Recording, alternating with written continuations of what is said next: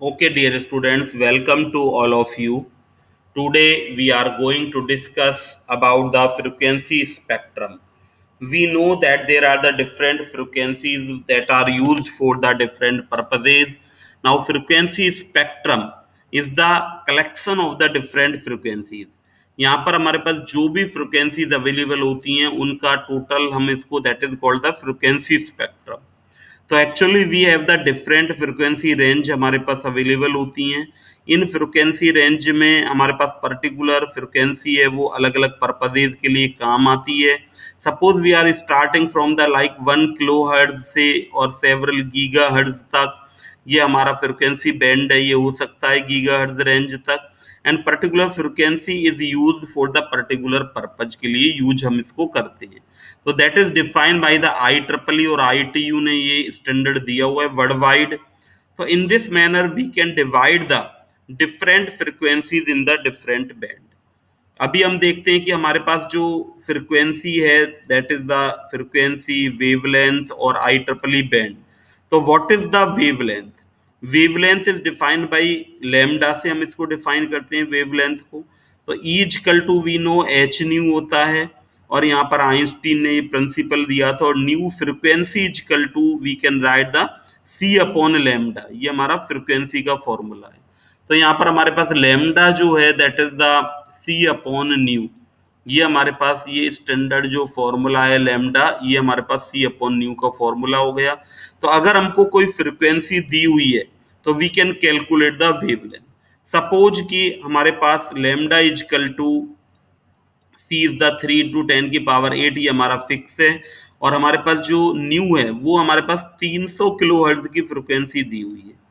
तो इस 300 kilo hertz की फ्रिक्वेंसी को अगर हम हर्ट्ज में कन्वर्ट कर लें तो इसके equivalent that will be equal to 1000 hertz. और we can say that will be equal to 1 kilo hertz. ये हमारा फ्रिक्वेंसी हो जाएगी. तो इस तरह से we can say that 1 kilo hertz frequency हमारी यहाँ पर sorry 1 metre that is a 1 metre और that is a 1000 metre. Lambda is in the metre. तो 1 मीटर और वी कैन से 1 किलोमीटर का हमारे पास वेवलेंथ है वो कैलकुलेट होकर आ जाएगा.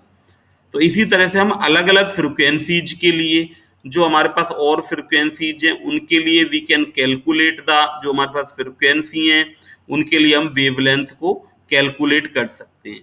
अब we know that as the frequency standard is increases, जैसे जैसे हमारे पास पहले कम डिवाइसेज इलेक्ट्रॉनिक डिवाइसेज होते थे तो हम बहुत कम फ्रिक्वेंसीज पर ही वर्क कर लेते थे. पर जैसे जैसे हमारे पास फ्रिक्वेंसीज इंक्रीज होती गई और इलेक्ट्रॉनिक सिस्टम्स इंक्रीज होते गए तो we need the higher frequencies. लेकिन हायर फ्रिक्वेंसीज पर हमारी वेवलेंथ है वो हमारी कम होती जाती है. जितनी हायर फ्रिक्वेंसी होगी हमारी वेवलेंथ है वो that will B so much reduce, वो उतनी कम होगी. तो यही रीजन है जो हम एंटीना की जो हाइट लेते हैं रिसीविंग एंड पर we are using the antenna. हम एंटीना को यूज करते हैं और जो हमारी एंटीना की हाइट होती है that is given by lambda upon 4 से हम डिनोट करते हैं. लैम्डा यहाँ पर वेवलेंथ है. तो इस तरह से अगर हमारे पास जैसे जैसे हमारे पास ये कम होती गई हमारे पास वेवलेंथ तो एंटीना की हाइट भी हमारी नेचुरली रिड्यूस होती गई. इनिशियली जब हमारे पास 10 मीटर एंटीना की हाइट थी 20 साल पहले तो हमारे पास लैम्डा वेवलेंथ 10 मीटर था. तो एंटीना की हाइट लगभग आती थी 2.5 मीटर. तो आज से 15-20 साल पहले हम इस तरह के इतनी रेंज के इतनी हाइट के मीटर के एंटीना छतों पर यूज करते थे टीवी को देखने के लिए. अभी हमारे पास जैसे ही हमने इसको रिड्यूस कर लिया तो हमारे पास कोई प्रॉब्लम नहीं है.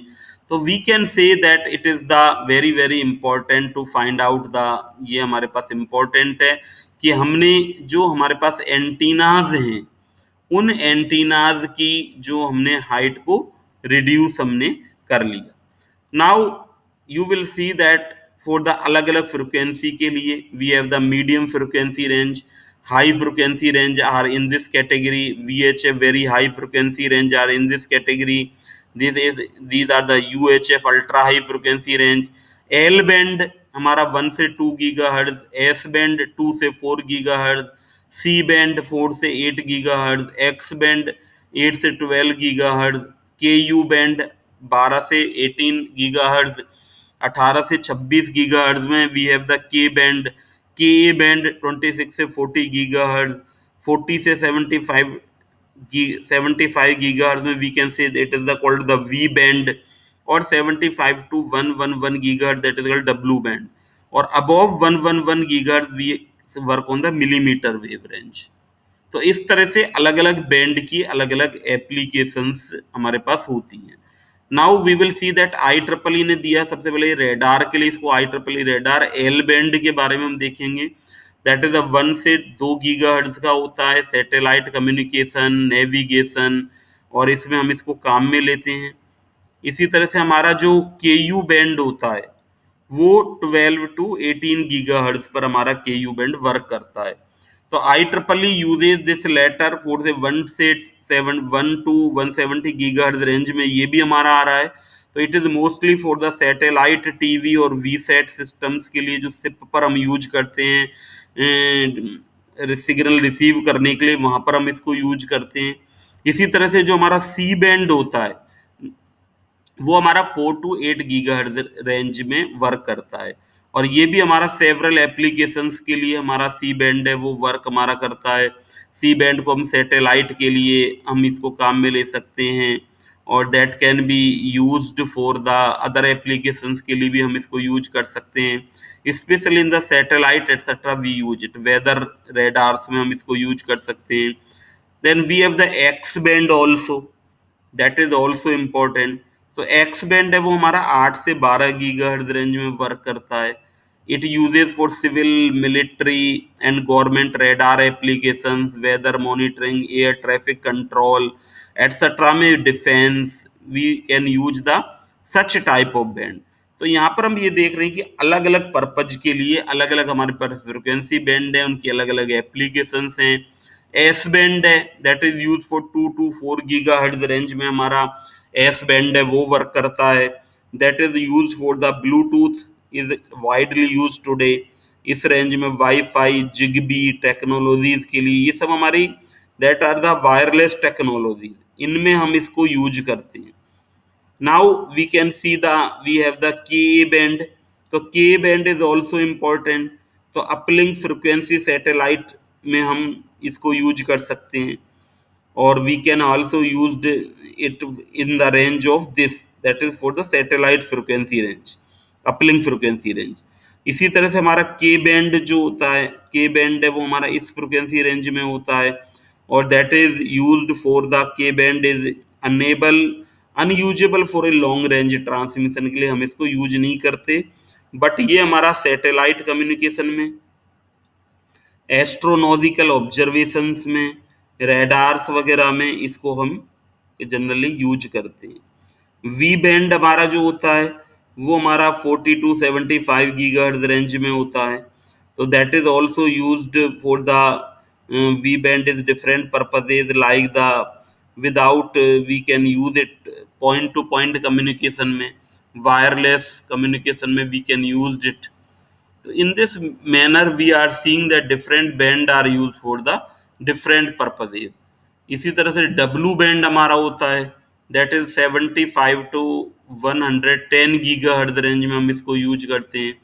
और जो हमारा W बैंड होता है that is also used for the radar, satellite, astronomy, defence, इनमें हम इसको यूज कर सकते हैं।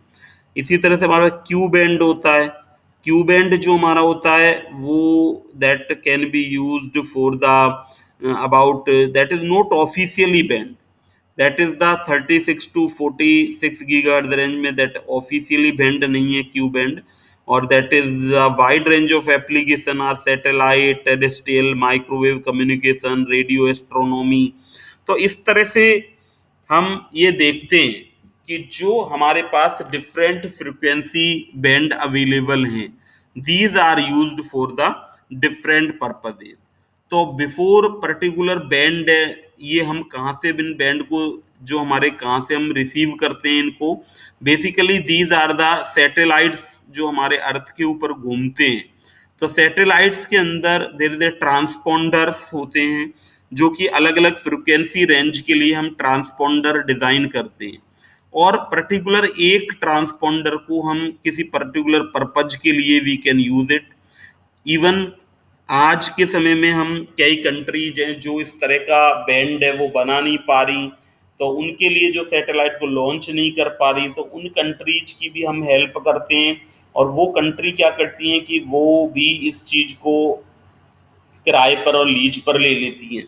तो इन दिस डायरेक्शन इंडिया की जो कंपनी है ISRO is doing much better. ISRO हमारा काफ़ी अच्छा काम कर रहा है, और जो कि डिफरेंट टाइप के सैटेलाइट कम्युनिकेशंस वगैरह में काफ़ी हेल्प कर रहा है, और भी कंट्रीज की ये हेल्प कर रहा है। तो in this manner we have study about the different frequency bands कौन से होते हैं, उनकी क्या एप्लीकेशंस हैं, that we have study. Okay, thank you very much.